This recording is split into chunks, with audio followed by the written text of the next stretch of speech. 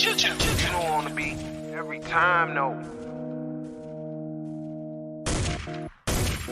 I would like to personally welcome you to Man Hour After Dark. Say that thing. While I bring you the host, Mike, Buck, and Cone. You know who coming to the stage. Sports talk than what you about to hear right here. I second that. Go.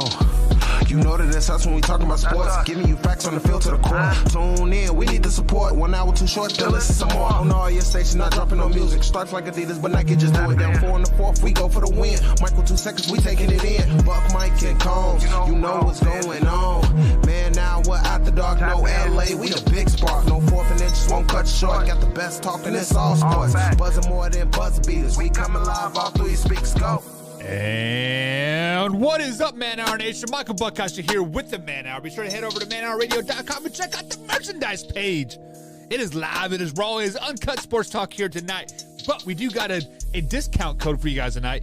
Discount code promo SUNSET saves you 10% off at manhourradio.com when you go to the merchandise page. The website is currently getting reamped, so hopefully by tomorrow it's looking nice, it's looking fresh, it's looking a little bit of mamma mia, all right? But guys, we do got some great things lined up for tonight. Mr. Graham Wallace himself at Bus Wallace on the Twitter machine will be joining us here with his weekly NFL power rankings. So hashtag NFL power rankings for you guys that are all listening here at YouTube.com/Man Hour. If you not have done so already, guys, hit that like button and also hit that subscribe button along with the bell icon as we do upload clips each and every day here at Man Hour Nation right here on YouTube.com/Man Hour. If you're going to miss any part of the show whatsoever, we can also find us on iTunes, Spotify, and of course, iHeartRadio.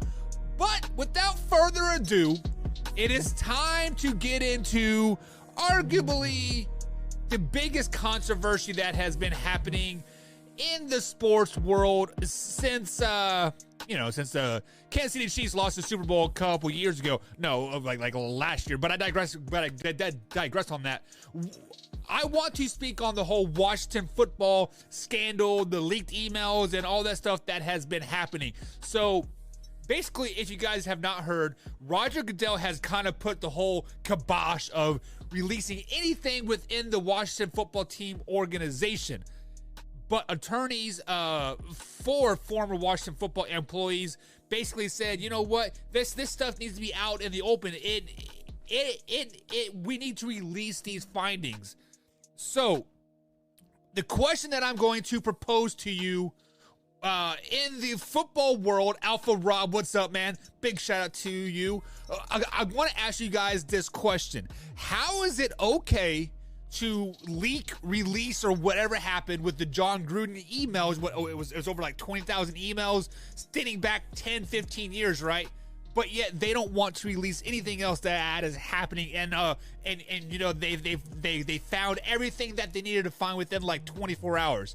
What in God's green gracious earth is going on over there in Washington? Roger Goodell in the NFL wants to sweep under the rug. We already know that Daniel Snyder does cocaine off of hookers' butts. He makes his cheerleaders pose naked for him, and he has parties with meth and marijuana and everything else like on cruise ships. What could be so bad right now that they do not want to release? So the attorneys for former employees, for the obviously the cheerleaders, and there are some like other secretaries, and to that effect, they basically say, hey, release what is out there. So we have, basically it seems like they want a leg to stand on, when they go out for these millions of dollars. So basically in a 2-page letter to Roger Goodell, Lisa Banks, and Deborah Kratz, stated that their clients, they represent over 40 women who made allegations of sexual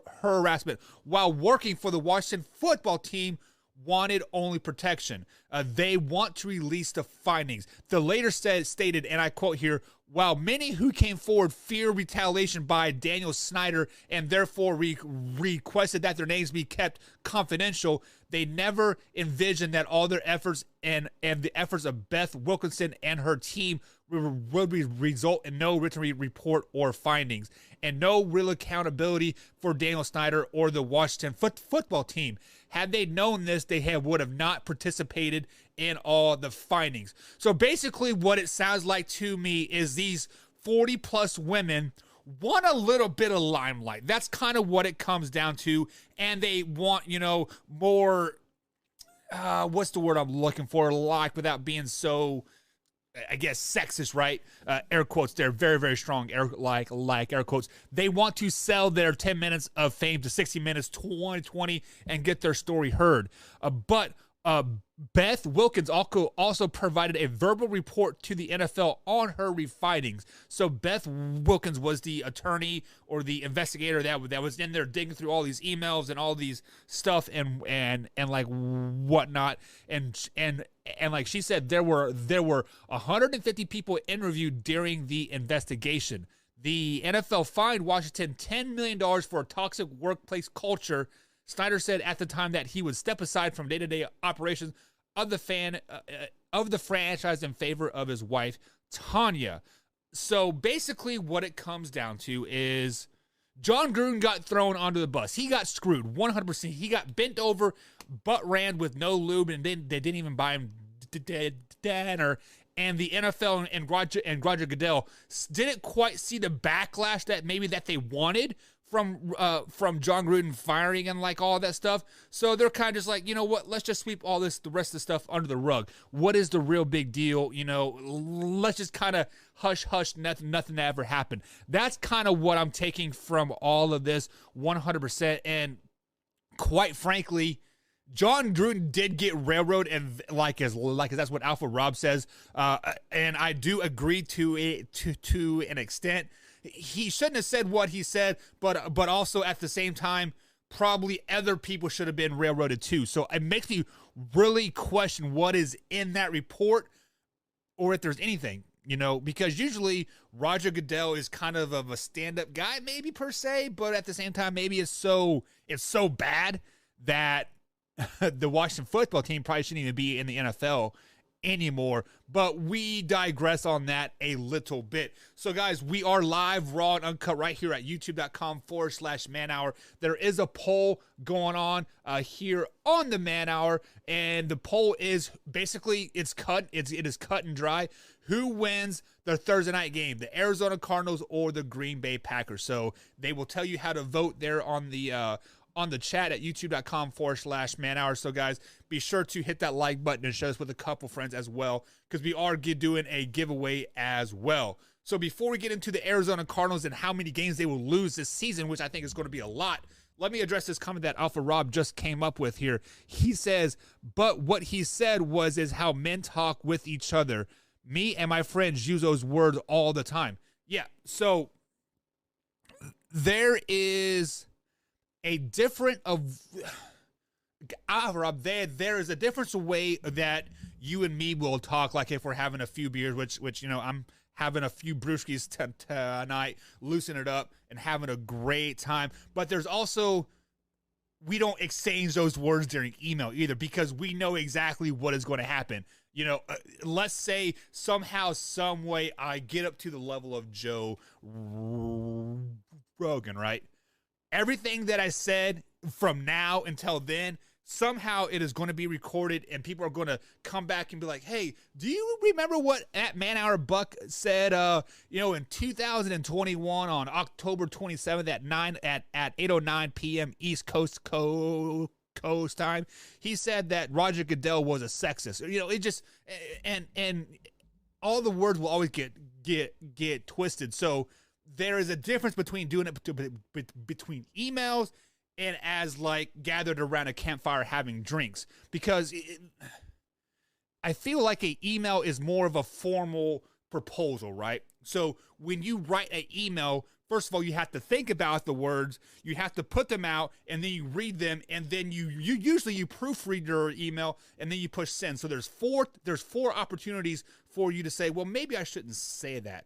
maybe this might come back and bite me in the butt. What if somebody else saw this email? I mean, granted, we don't think about that when we're chatting with our friends via email or Skype or anything to that effect, but subconsciously, there are 4 times that you have an opportunity to press the delete button or not send that opportunity. So as you can say, yes, John Gruden did get railroaded, which I do agree.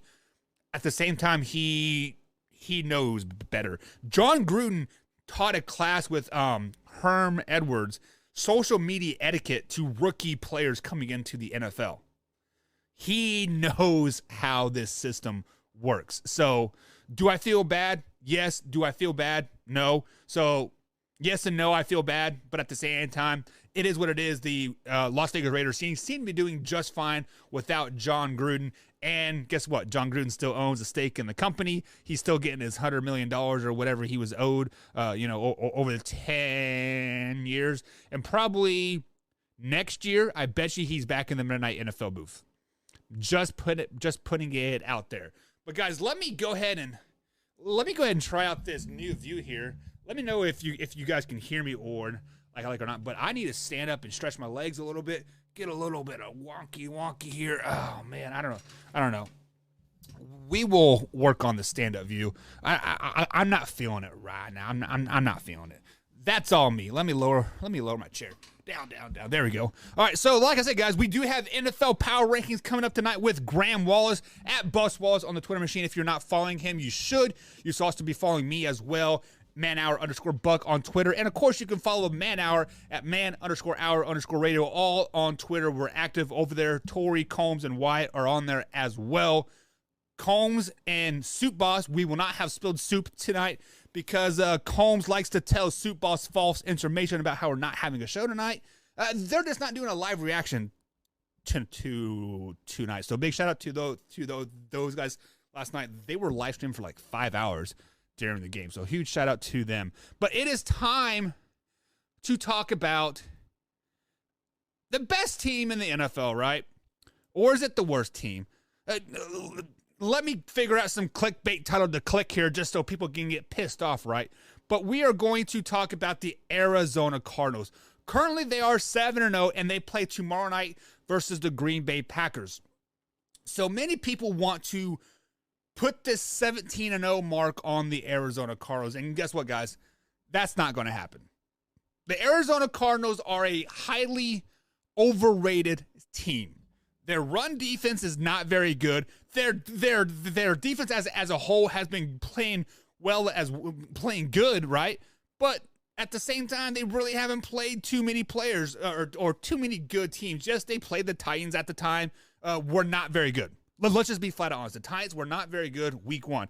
Now they are. So you cannot really chalk that game up to anyway. The Vikings, they're not a good team. They're a 3 to 4 win team tops this season. Jaguars are terrible. Yes, the Rams were clicking on all cylinders at the time. They were high flying, and you guys tell them to do 220 points. Congratulations. The 49ers, I believe that's when their injuries started to add up on them, but it's still a divisional game. You guys got that as well. But then you played a hurt Browns team, and the Texans just flat out suck. So you guys played 2 good games out of your last 7. So with that being said, I've been bombarded in the chats. I wasn't even on the show. It was Soup Boss and Combs, but you guys are attacking me like just because I put a title on there, you guys are like, oh, watch out. So guys, I'm telling you right now, the Arizona Cardinals are a highly overrated team. This is coming out of Buck Nasty's mouth at manhour_Buck. So at me on the Twitter machine if you want to do that. But I see at least 5 to 6 losses on the Arizona Cardinals moving forward. So with that being said, let's go ahead and look at their schedule moving forward. I actually have them losing tomorrow night. So we will preview that game moving up, but they will lose tomorrow night versus the Green Bay Packers. Then they travel to a Levi Stadium, which is the old Candlelight Stadium or Candlelit Stadium, whatever it is. I think they lose that game too. They lose 2 games in a row before they're getting back on track versus the Carolina Panthers. But then they travel to the Seattle Seahawks, the home of the 12th man. Russell Wilson is slated to be back that game. He's going to be clicking on all cylinders. He's going to be hyped. You guys are going to lose that game. Right there's 3 losses. Packers, 49ers, Seahawks right off the bat. Then you're going to lose to the Rams. That's a Monday night game. And it would not surprise me one bit if you guys dropped to the Dallas Cowboys, the Colts, and the Lions moving forward. So the Lions are a sneaky good bad team, if that makes sense. They are the best 0-7 team I have ever seen in my life. Talking with Luke G last night on his weekly Tuesday segment, he got me kind of being a more of a believer back into the Lions after I put the hex on them. Yes, I can be swayed, but right now, guys, I see a minimum of 5 losses for the Arizona Cardinals moving forward, and that is just the way it is. You guys are highly overrated. Kyler Murray is playing at an MVP level right now, yes, but he will come back down to reality once the defense starting to come together. Once his butthole starts to pucker, once he has to play from behind a little bit, we will see what the true quarterback he really is. So let me address this comment here. Alpha Rob says, that's what I was saying. I'm not buying into the Cards defense. So Alpha Rob, you are correct. You are not buying into the Cards defense because they are good on paper. They have J.J. Watt. They have Chandler Jones. The list goes on and on and on and on. But with that being said, they are going to get exposed on Thursday night versus the Green Bay Packers. J.J. Watt is out. He is out with the shoulder injury. I don't know what the shoulder injury is, if it's a torn labrum like Baker, if it just popped out or if it just hurts. But either way, he is out for Thursday night. And of course, the Green Bay Packers' whole receiver core is out as well. So what do you do when all your receiving core is out? You run the damn ball. What is the weakness of the Arizona Cardinals? The run defense. So we are going to see the Arizona Cardinals get exposed on Thursday with their crap run defense. Let me step back. Not crap, just not great. They are probably still a top 14, 13 run-stopping defense in the NFL, but they are not very good run-stopping defense. Hell, the Kansas City Chiefs might be better than them. I'm totally kidding. I'm totally trolling right there, but the defense will get exposed 100%. So Rock, big shout out to Rock Boyd last night. He won some gifts over there during the Major League World Series live reaction show with Combs and Soup Balls. I think he won a autographed Nolan Ryan baseball. So big shout out to him. But he says Kyler Murray has too many weapons. Yes, Kyler Murray does have a lot of weapons. What they have, they have AJ Green. They have let me pull it up here. They have a plethora of wide receivers that they can go to, right? They have DeAndre Hopkins, which is questionable for Thursday. They have Rondale Moore, a Southern Indiana guy. You know, he actually went to New Albany High School. They have Zach Ertz now, Christian Kirk, AJ Green, Andy Isabella. I even forgot he was on there. Of course, they have Chase Edmonds and James Conner running the ball. They have tons of offensive weapons, but you guys know who else has tons of offensive weapons as well? The Kansas City Chiefs. You know why they're not performing right now? Because the defense has been exposed. The defense, people know how to beat the defense. And when you have to play from behind consistently, Chase Edmonds and James Conner no longer becomes that factor, right? Rondale Moore in the open field, a short intermediate passes round no longer becomes effective. You are going to be pushing the ball down the field to AJ Green and D-Hop,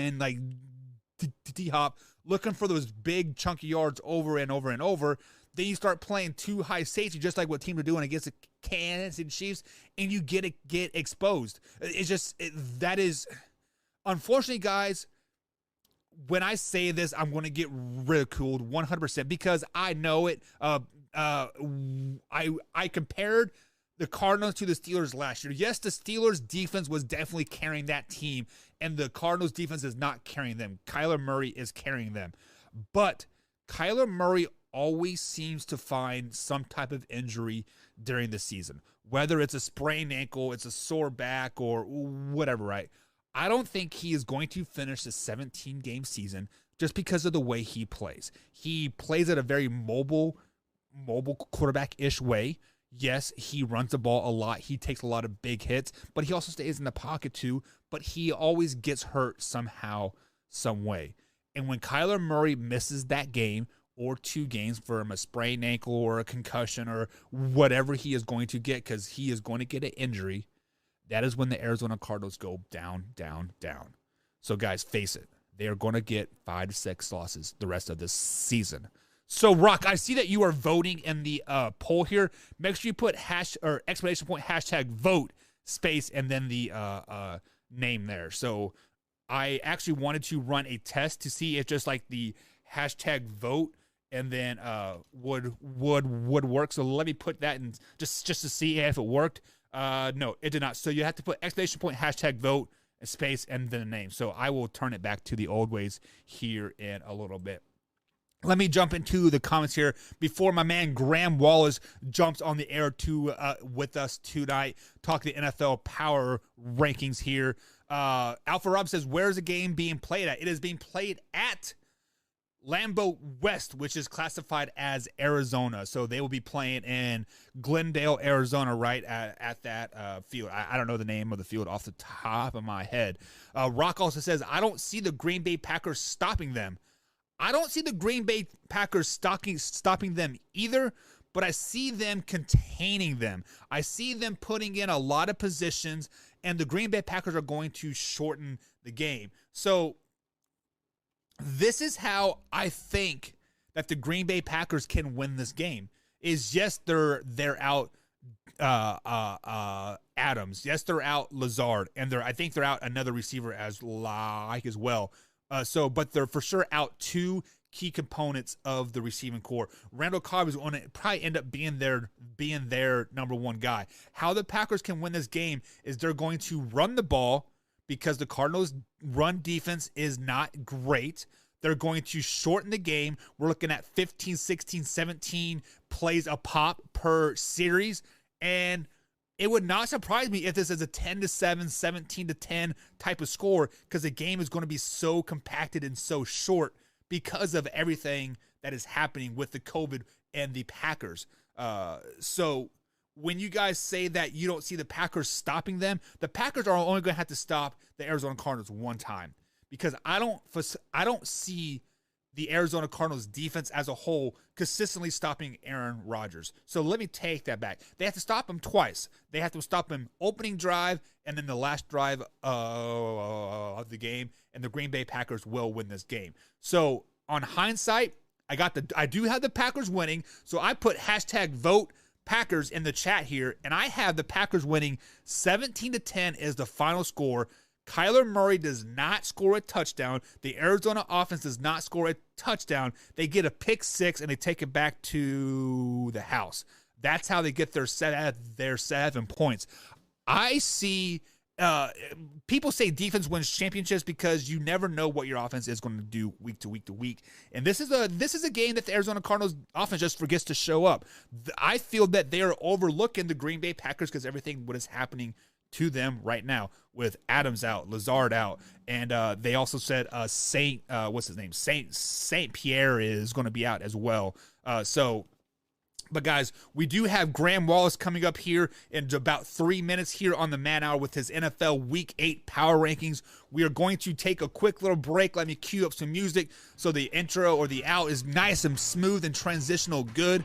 Hopefully you guys are having fun over here in the chat. I see Drew. What's going on, Drew? Drew won a lot of merchandise last night in the reaction show as well.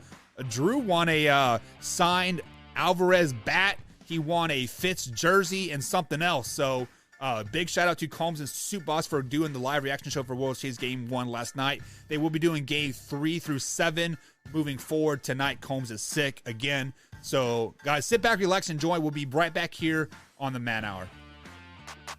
Is going to go out to all these, I use this term very, very loosely. Air quotes, let's go ahead and get that up. Air quotes, NFL experts, right? Many of these NFL experts say that all these NFL trades are going to happen Michael Gallup to this team. He can help him do this, this, and this, and this. Guys, stop it. Stephen A. Smith, stop it. You are out of your mind, my man. Stephen A. Smith, you are the worst NFL analyst I've ever seen in my life. There's a reason why Max Kellerman left First Take, because you suck. You suck at life. You are terrible. But I digress on that. I don't want to attack you as a person, because I'm sure you're a great guy off of the air. You're just a dick boss and don't know shit about NFL, and you always dog the Cowboys because you're clickbait rating, right? I get it. Whatever. But stop with all this trade talk. Michael Gallup and Tua and Heineke and this person can help this person on this team. How many midseason trades do we see in the NFL? How many trades do we see in the NFL? Midseason trades. Very, very few, my friend. A few and far between, they say. Now, when you get cut by a team and another team picks you up, that is not a trade, my man. That is saying, hey, this person can help me. It's usually on the defensive side of the ball. Why? Because defense, you can play about 5 defenses. You can play cover 2, you can play cover 3, you can play man, you can play no, whatever, right? Offenses are totally different part of the game. You got the West Coast offense, you got the East Coast offense, you got the South Central offense, you got the Lamar Jackson offense, you got the RPO, you got interception offense that Jameis Winston runs, and then you have who knows what you want to call Patrick Mahomes' offense. There are 32 different offenses in the NFL. So when you talk about Michael Gallup, a wide receiver, because his contract is up at the end of the year, he could fit great in Baltimore because they need a number 1 receiver, and Michael Gallup's the number 1 receiver on every NFL team besides 3. Stop it. That's not going to happen. Mid-season offensive trades in the NFL do not happen. If they do, it is something like an offensive lineman. It is a backup quarterback. It is a quarterback that got cut, Jacob Easton, or released, I should say, and then picked up by a different team because they have an injury happening. You are not going to see a significant player on any NFL team get traded mid-season. So all you NFL experts, stop it. Stop it with all this mid-season trade talk. It's dumb. Tired of it.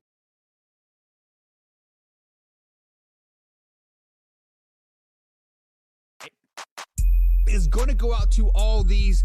I use this term very, very loosely. Air quotes. Let's go ahead and get that up. Air quotes. NFL experts, right? Many of these NFL experts say that all these NFL trades.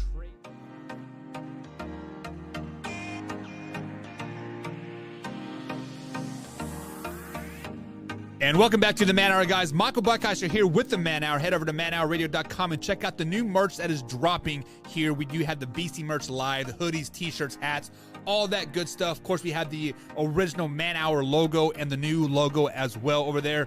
And coming soon is going to be Beastie logo merch. So we're going to have the MH logo with the Beastie claw through it. It's going to look cool. I'm no graphic designer by any means, so Combs is doing that, and right now it looks like a 12-year-old did it. So we're trying to fine-tune it a little bit. But as promised, every Wednesday we do have Mr. Wallace himself, Graham Wallace at Bus Wallace on the old Twitter machine, and his weekly NFL power ranking. So welcome Bus Wallace to the show on Twitter here. It is always nice to talk to you because you bring common sense to your power rank rankings, and sometimes things jump out at me and like, wow, that sucks, but then you're like, man, that's actually really good. But tell the people what you really do here with Belly Up Sports.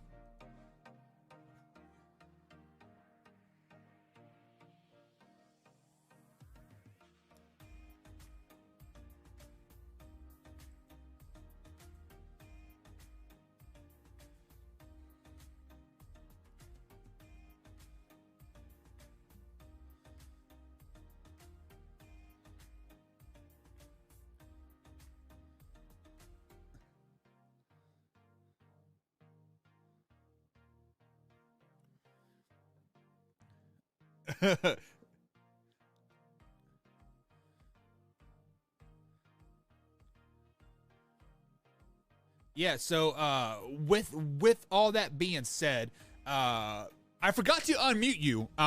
So my bad on that. So if you want to redo the whole spill of what you just said, that would be fantastic so people can hear you. So it's my bad, guys, for people in the chat. This is Graham Wallace, guys, with Belly Up Sports. He writes for the Blue Jays. So re-said what you just said. My bad, guys. Yeah. So I started with the company in January. Shortly afterwards, I kind of inquired whether they had a Blue Jays baseball beat writer. They did not, which I was thrilled about. So it was really awesome to kind of cover this season, which unfortunately came up just short of the playoffs for the Jays, but it was a lot of fun. And, got to know some of my co-workers with Belly Up, appearing on different shows and things like that. So that's been really fun. I got into a bit of editing. Actually now also writing for Jay's Journal, which is really cool. And I've joined the Man Hour here on Wednesday nights, which has been really awesome. So a lot of different things going on. It might slow down a little bit as November approaches, but probably not much. I like to stay busy. So what you don't know is we do have Project XX working over here on the Man Hour, and I have yet to told anybody what it is all about. But during our break, Graham, I will tell you what it is, and maybe we can bring you on a little bit more here on the Man Hour so we can talk some baseball too. But cool. If you guys have not known, we did a live reaction show with Soup Boss and Combs last night, and we gave away, Drew, correct me if I'm wrong, about 5 or 6 pieces of merch, and we'll be doing that again for the rest of the World Series, Game 3 and Game On. So, Graham, be sure you join in on that merch. And basically, Combs is like, hey, who won 827 games as a pitcher? And the answer was Nolan Ryan, like, obviously, right? And bada bing, bada boom, Drew won a signed Nolan Ryan ball. So it's that easy. It's stupid easy. And it's a lot of fun. I got to get in on that. Yeah. Okay. Definitely, man. But you are here for one reason and one reason only, and that is to talk about the NFL Power Rankings. Week 8 is upon us. It starts here in roughly 24 hours if you guys are listening to us live here at youtube.com/manhour. And what you guys don't know is Graham puts in a lot of work on this Power Rankings. He doesn't just do the top 10. He does all 32 NFL teams every week.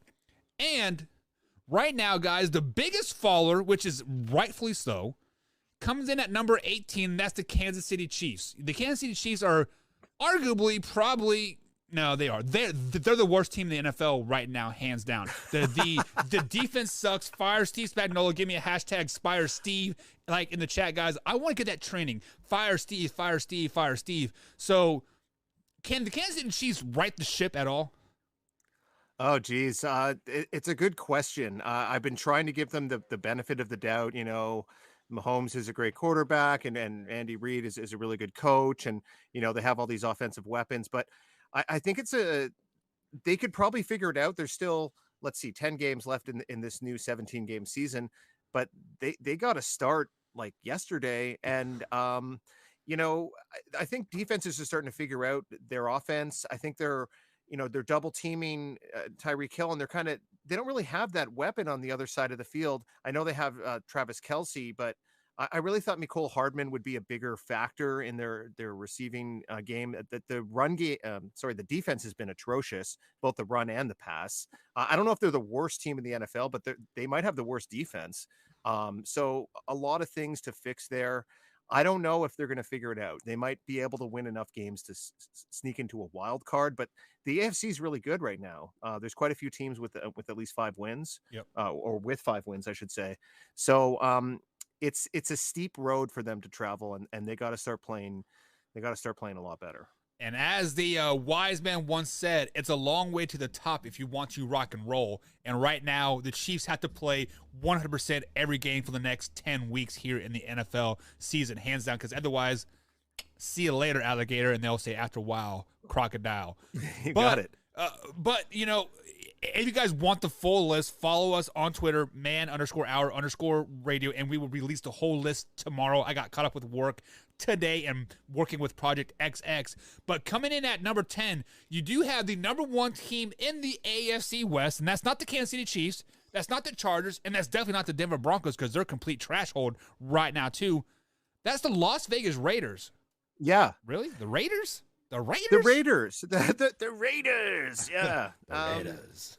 They're 2-0 now under new interim coach Rich Bisaccia. I'm really I kind of like saying his name. He's got a cool sounding name. It seems like there's a better kind of vibe with the team. Just kind of talking to you now, I'm kind of blanking who they just beat on Sunday. But Ooh. I know what? They won their second game in a row, and they did it in Eagles. They beat the Eagles, so not necessarily a fearsome opponent, but that's what you want to do. You want to beat the brakes off the teams that aren't good. Eagles aren't good right now. It took them a while to get there into the second half. That game was still competitive, but we talked about the Raiders, how they always seem to fall apart, say after week 9 or so. Yep. They're 5-2. I believe they were 6-2 last year. They ended up finishing 8-8. So they just need to have a decent kind of second half of their season, and they should be able to be in the playoffs. They might even be able to win that division. I believe they're tied right now at 5-2 with the Chargers, and they also have a head-to-head loss against the Chargers. So they've got it all in front of them. They've just got to finish strong. Yeah, they also do play the Chargers again to end the year, and the Chiefs twice still, and they play the Broncos as well. So this division is still really up for grabs, but only time will tell. But speaking of getting the brakes beat off of them, I should say, the Baltimore Ravens took that ass whooping on Sunday from the Cincinnati Bengals, which you had the Cincinnati Bengals, spoiler alert, in the top 10.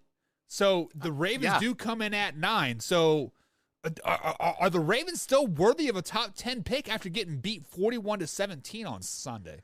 It's a good question, and I think you could, maybe put that out there and maybe have them a couple of spots lower, perhaps. This was the most surprising result, I think, of the day on Sunday. It was a pretty close game into the third quarter. Jamar Chase went crazy at that spinorama long touchdown there. Joe Burrow, is looking fantastic, like a franchise savior. Over 400 yards passing, I should say. He threw a bit of a gnarly interception in the end zone, but he was able to come back from that. And the defense is really showing a pass rush. They have already more sacks than they did last year. They look like they're a legitimate team to beware of in the AFC, and I definitely didn't see that coming. I still thought they would be better, but still be the worst team in that division, and they're looking like they could maybe be the best team. So great job by them. Yeah, so let me go ahead and bring this up real quick. Alpha Rob says the Ravens are one of the most overrated teams in the league. What are your thoughts on that? I don't know if I agree with that. I mean, They went to Pittsburgh. I know Pittsburgh's not a very good team right now, but they beat them. I believe it was 24-10. They sacked Ben Roethlisberger several times. And then, like we just said, they just beat Baltimore by 24. And let's remember some of the teams that Baltimore has defeated. They just coming off a 28-point victory against the Chargers. They also they lost to the Raiders, but they beat the Chiefs early in the season when we still thought the Chiefs were a formidable team. Right. So I think the Ravens own some pretty impressive victories this season. Obviously, they almost lost to Detroit, which is a bit of a black mark against them. But, Tucker came up with that, 100-yard field goal over how long it was, 66-yard field goal that hit the bottom of the uprights and back in. Right. I don't know if I'd call them overrated. Let's be honest. Some people, they only won 5 games all of last season. So I don't know if I'd call them overrated. Well, he's talking about the Ravens. The Ravens won 13 games last year, right? He says the Ravens are overrated. Ravens are overrated. They could be. I mean, Lamar Jackson has had some great moments this season, and he's also had some pretty shaky ones. I'm thinking of the Monday night game against the Colts. He somehow led them back to a victory in that game, but he had a really awful interception. He missed a touchdown pass earlier, and he also had a really bad fumble in that game. Their defense looks really good at times, and other times it's not really there. Sometimes their passing attack with Hollywood Brown, Rashad Bateman, and the like is looking really good, and sometimes it's lacking. So I would say they're inconsistent.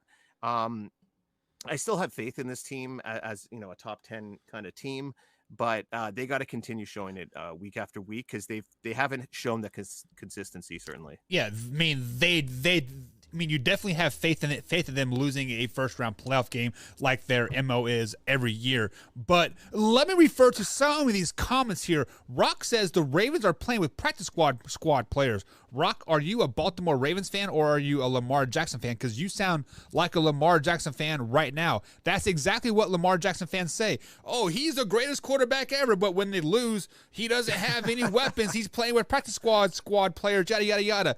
The last time I checked, practice squad players on an NFL team are still NFL players, right?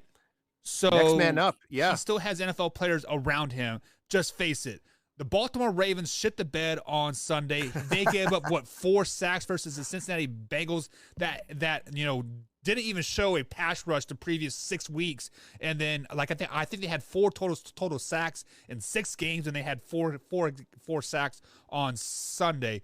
But give the credit due. The Ravens are still mediocre at best, and top 10, no, but they will make the playoffs somehow, some way, right?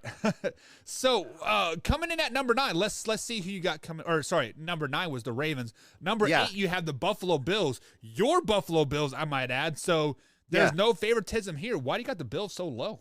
Well, I mean, I had them at 8 last week after that tough loss in Tennessee. So I kind of kept them where they were. I don't really like to move teams too much on their bye week. I think I try to keep that unless there's a bunch of teams around them that are losing or winning. Sometimes they might drop or fall, or rise a little bit. I really like this team still. Have they played a lot of good teams? No, they haven't. Did they kind of, shit their pants against the Titans? Yeah, they kind of did. And that was a bit of a questionable 4th down gamble there by Sean McDermott and the coaching staff. Josh Allen wasn't able to find steady footing on the QB sneak, and they had no chance. Simmons blew up Dawkins on the block and came crashing through the line. So I think Sean McDermott is trying to build a culture where he trusts his players and he wants to put the ball in his playmakers' hands. 9 times out of 10, they probably get that first down and go on to win the ball game. But they didn't this time. They're still 5-2. They've had a solid almost first half of this season.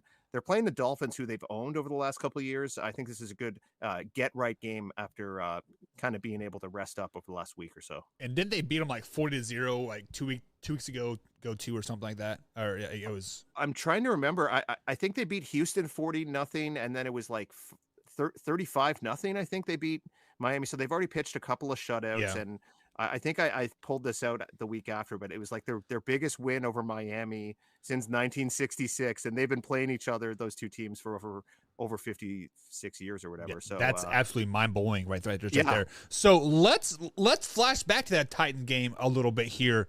Would you have called that quarterback snake there, or would have you took the points and went into overtime? Gosh, that's a tough one, Buck. All I could say is when they were going for it, I was watching like this because I just had a bad feeling about it. However, and I know you're going to say I'm waffling, they were not stopping the Titans, at all that evening. Derrick Henry was running all over them. Ryan Tannehill actually had a pretty good game as well. He's looked better over the last couple of weeks. So I think I probably would have done it. I think I would have tried something a bit more sneaky than a straight ahead sneak, especially, like I said, Simmons coming off that line, he just blasted Dawkins and they had no chance. I think a little bit of trickeration, a bit of misdirection, maybe some kind of QB option might have been a good play there. Josh Allen is a big, strong guy. He get those inches when he needs them. So a bit of a disappointing play call, disappointing result, but I still think they have potentially a great season ahead of them. Yeah, so you are saying go for the win. Soup Boss, myself, and Combs all said take the points. So, you definitely are not waffling like on that whatsoever. Wyatt would have definitely gave a waffle answer. So just to review our top 10 so far, you had 10, you had the Raiders. 9, you had the Baltimore Ravens. 8, you had the Buffalo Bills. And at number 7, a very surprising number 7, you do have the Cincinnati Bengals after that beatdown of the Ravens. Why? Yeah. Well, I just feel like this team is kind of ready for the world, if you will. bringing it back to some old R&B type of vibes there. Joe Burrow has this team really feeling confident. He has a magical connection with Jamar Chase, and he just seems like the quarterback this franchise has never had. Sure, they had some good quarterbacks, Ken Anderson, Boomer Esiason, things like that. Andy Dalton was a solid quarterback for them for the better part of a decade. He got to the playoffs 3 times, but I feel like Burrow has unlocked some new features with this team. They have a very good receiving core led by Jamar Chase. I think it's really interesting. People just killed this team for not taking an offensive lineman with their first pick. They took Chase. A lot of people thought he had bust written all over him. He might be the best receiver in the NFL right now. 754 receiving yards through his first 7 games. That's the most in NFL history. So that's really incredible. The defense has looked a lot better. They got Joe Mixon in the backfield there. So I think there's a lot of different components to this team that is clicking at the right time. Also, their head coach, I can't think of his name right now, but they've stuck with him. This is his 3rd season now. And, sometimes that's really good to give it.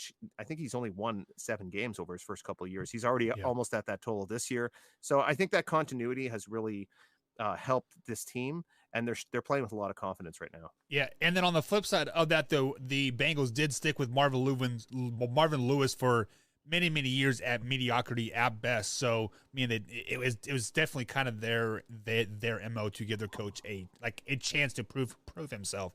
So Zach Taylor. Sorry, I just thought of it. Yeah, Zach Taylor. So yeah. I did hear a crazy stat on Sunday Night Sportscast. Zach Taylor played with the punter for the Baltimore in college at Nebraska. So that shows you how long that punter has been in the league and how young Zach Taylor is. So just some food for thought. So you did have the Bengals coming in at number 7. Number 6, you have possibly a team that maybe we've slept on a little bit the first 6 weeks of the season, but the Tennessee Titans do come in at number 6. Yeah, they've really made gains over the last couple of weeks when you think about beating the Bills like we talked a little bit about on that Monday night a couple of weeks ago, and then just smashing the Chiefs 27-3. They really were all over Patrick Mahomes and the rest of the Chiefs offense in this game. Also, Kelsey looked demonstrably frustrated throughout the course of this game. Only 3 points allowed. I think that the defense is really starting to show some force with the pass rush. They've got an excellent cornerback or safety, I should say, Kevin Byard as well. I just think they're playing again with a lot of confidence. They're taking on the personality of their coach Mike Vrabel, just a tough as nails kind of guy, and I like what I've seen out of Ryan Tannehill over the last few weeks. I just think this is about as underrated a quarterback as there is in the NFL, really. If you think about since he took over the reins from Marcus Mariota in 2019, he had one of the better passing seasons by a quarterback in several years that year. He led the league in yards per attempt and quarterback rating.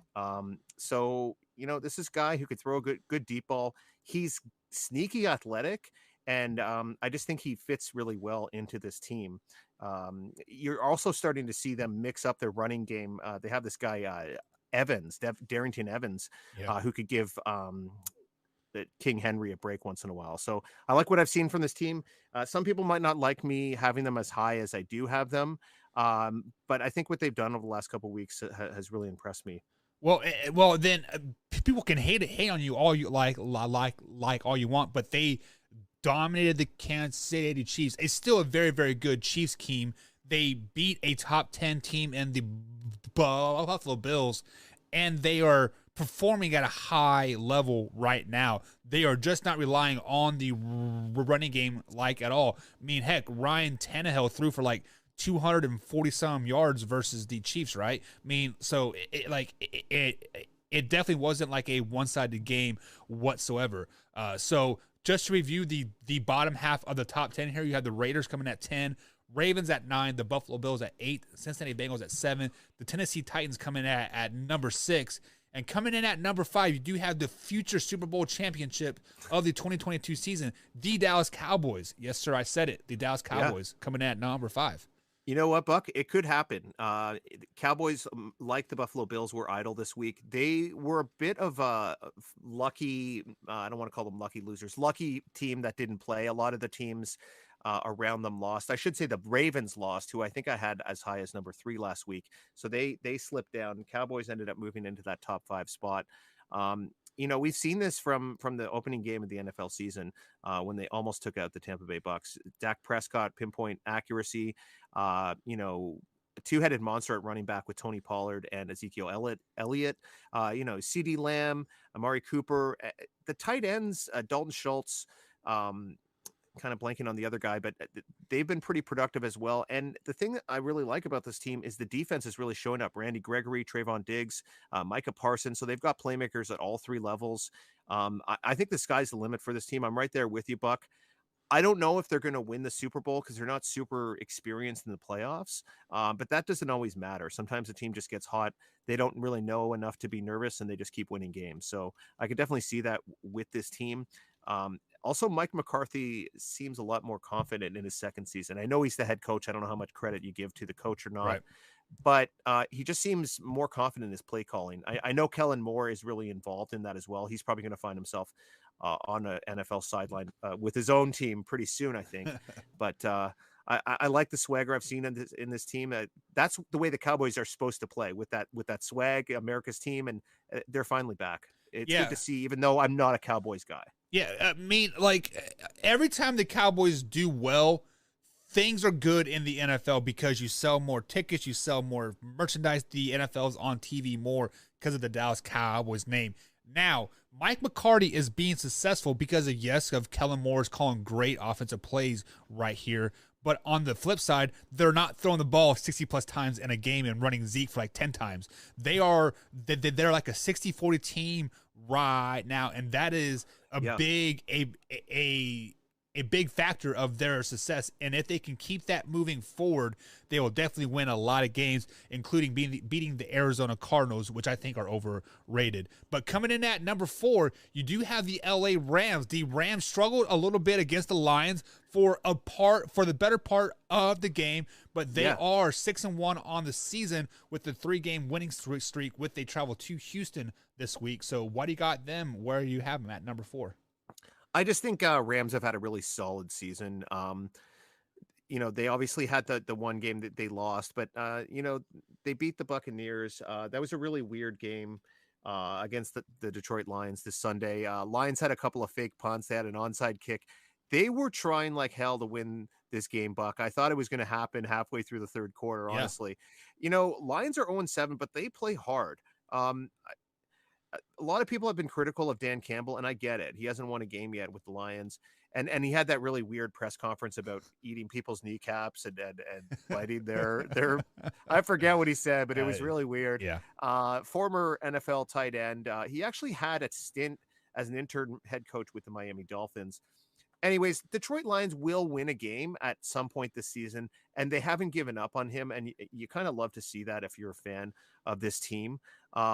They're a team that in the region I'm in, their games are often on Fox in the region I'm in. So I actually will watch quite a few Detroit Lions football games, which is kind of brutal. But they're trying hard for their coach. Jared Goff is just getting hung out to dry out there. It kind of reminds me, so I don't want to spend too much time on this, but his first year, I think, at Cal, they were like 1-11. They sucked. They ended up getting it together in his next couple of years, but I think he's tougher than people give him credit for. He kind of has this blonde beach California surfer dude kind of image, but right. I think he's tougher than people give him credit for. He's not Matt Stafford. Rams won that trade, but Lions will win a game eventually. Book it. Yeah. They will at least win 2 to 3 games this season. Okay. Like we were talking with like Luke G last night on his weekly Tuesday segment here. He is a Detroit Lions guy. And like he's like, well, if they would have done this, and this, they could be 5-2 or something like that. And then I'm like, well, if I would have picked 52 instead of 42, like on my lottery ticket, I wouldn't be doing the man hour, right? But no, yeah, right. But I'm totally kidding. But coming in at number 3, we do have the Green Bay Packers, which they do play Thursday night here versus the Arizona Cardinals. First things first, who do you got winning that game on Thursday? I got the Cardinals. I'm sorry, but I just think the Packers are a little too shorthanded.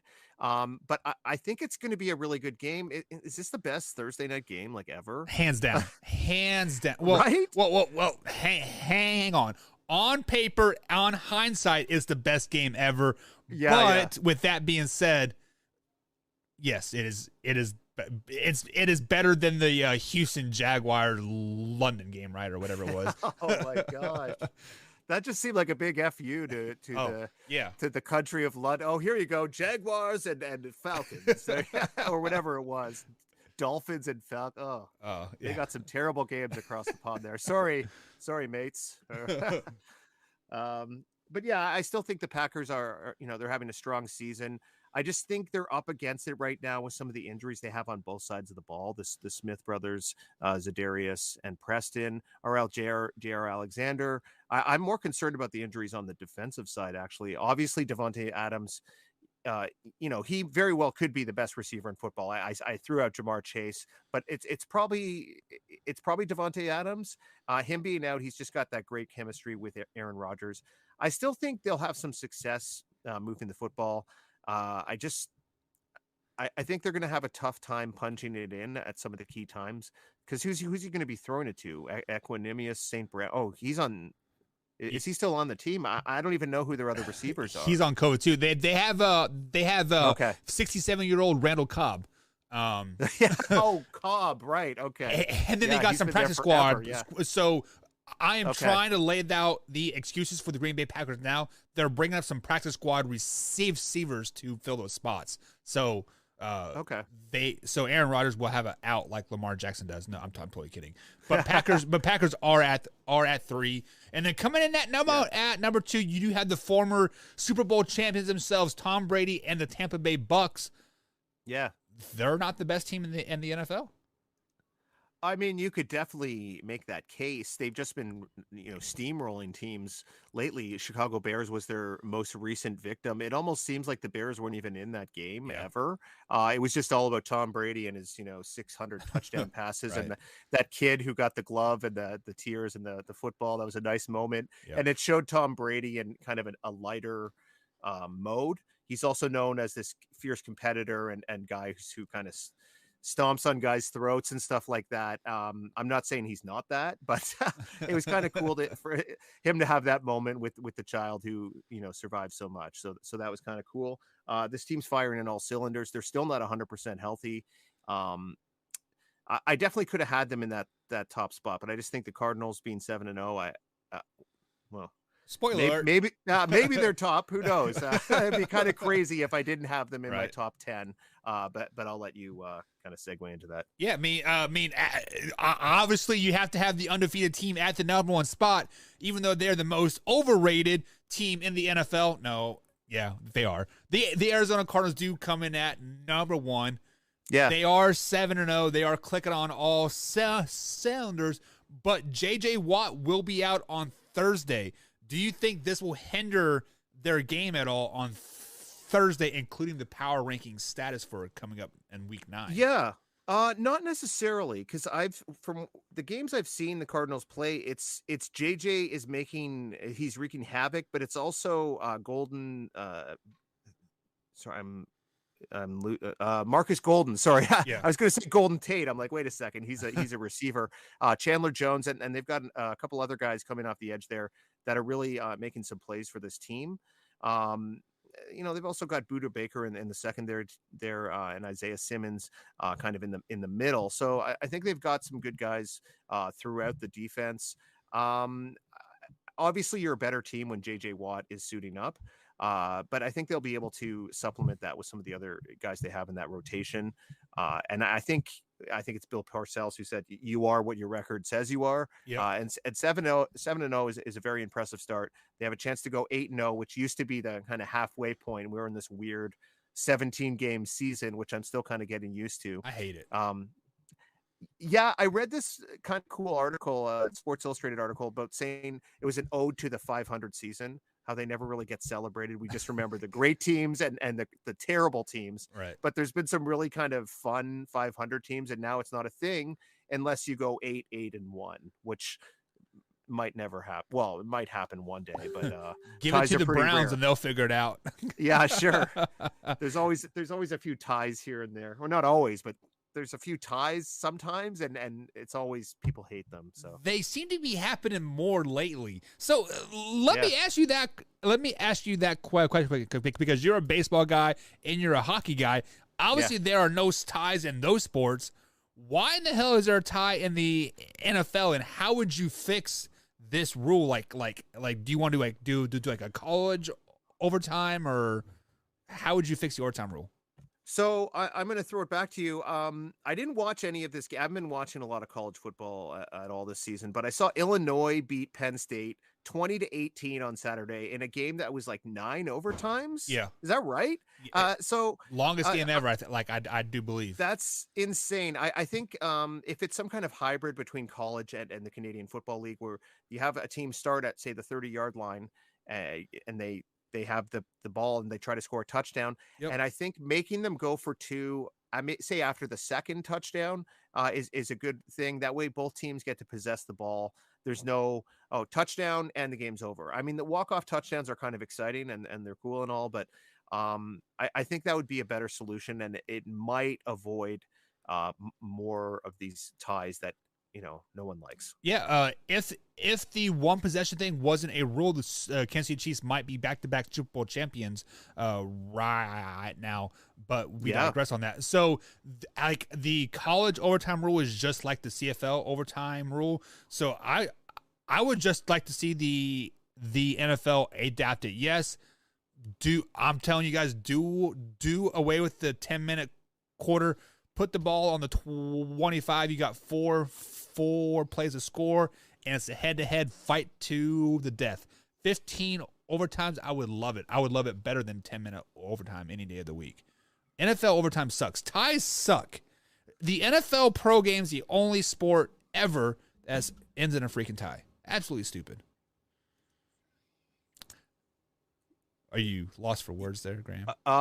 Well, I missed a lot of the second kind of part of what you said there, but I'm just going to kind of pick it up. I definitely do think that needs a bit of tweaking. And one thing we know about the NFL is they're willing to change some of their rules. They're not like baseball where they just, should we change this rule? Nah, we won't. Basketball is pretty flexible, it seems like. Hockey, a little bit, but I find football is the most progressive sport when it comes to, should we change a rule? Yeah, let's do it. They have the competition committee and all that, and they have to vote on things still. But I think some kind of pivot in that direction would be good for the game, good for the league. Obviously, we don't want guys playing games that are crazy long. It's going to break down their bodies, which I think the 17-game season, that's the main issue I had with it, is because if you talk about player safety and then you're having them play another say 80 snaps in a season, do you really care about player safety, or do you just care about money? They care about the Johnny Manziel money, dollar bill, Joe. We actually did a stat last year. By adding this one extra game, the NFL made $527 million more off of TV deals, merchandise, tickets, etc. by just adding that one game. So take that into perspective. So it would not surprise me if it's a 20-game season by 2028. Let's just be honest. 20. Well, I definitely think we're headed towards an 18 game. I think the way it is now, it's going to be set in stone for about 10 years or something, the way the CBA works. But I definitely think the owners aren't going to stop on this thing. And the thing is, the majority of the NFL players aren't Aaron Rodgers, aren't Patrick Mahomes, who are making, say $30 million a year. Yep. They're the guys who are making, say, $2 to $5 million a year. So they actually really, darn it. Sorry, you know what I mean? They're making the league minimum, playing, or they're making, say, up to $5 million. So they really need that money, and they don't want a labor stoppage. They don't want any bullshit. So they're just going to vote yes on it and hope it passes. I think it was like a 51% margin or something that it passed by. Yeah. So I definitely think the owners are going to come knocking again for an 18-game season. I don't know if we'll get up to 20, but it wouldn't surprise me. Well, 18 games would make sense because right now half the teams have more home games than the other half, and then like, do you flip that like the next year? Like I feel like there's always going to be like a couple teams lagging by the extra game, by the extra revenue and like all that stuff. But nonetheless, guys, 17-game season is right now. That is the NFL power rankings for us for week 8 moving forward. Graham, as always, thank you for joining us. Tell the people where they can find your articles that you write about the Blue Jays. Yeah, so bellyupsports.com, most of my stuff will be under the MLB tab if it's not on the front page there. Also look out for my stuff on Jays Journal. I've got Blue Jays all-time 25-man roster. I did the first part with the rotation. I'm coming out with the lineup now. I'm going to do bullpen, bench, and all that. So really excited about that. And the offseason is going to be rolling along as soon as we know it. So I'm going to be having coverage throughout the offseason for that as well. And I'm here every Wednesday. So get at me on Twitter, at Bus Wallace, Instagram, same thing, lowercase. Holla at your boy. Yeah, so just to toot your own horn hit a little bit here, people are saying that this baseball guy knows his stuff. So, and then cool power rankings, and thank you. I have subscribed, and I really love your stuff. So, getting some positive feedback there, man. Definitely appreciate it. That's great. That's great to hear, Buck. And just want to say it's been really great being on the power rankings with you. When Wyatt and Combs or Tori show up as well, that's cool too. It's good to chop it up with those guys too. So this has been something really fun for me to jump on when baseball's kind of winding down. So thank you. Well, let's just be honest. I am the best host here on the Man Hour, so it is what it is. All right, guys, we are up against that time of night. Guys, thank you for joining us. We'll be back tomorrow here on the Man Hour. Same time, same place. Head over to manhourradio.com. Check out the merchandise page. Pick you guys up some merch. Drop a like. Hit the share button. And be sure to hit that bell icon when you subscribe to us on youtube.com/Man Hour, as we do upload clips 3 hours a day, 24 hours a day, 7 days a week, 365 days a year.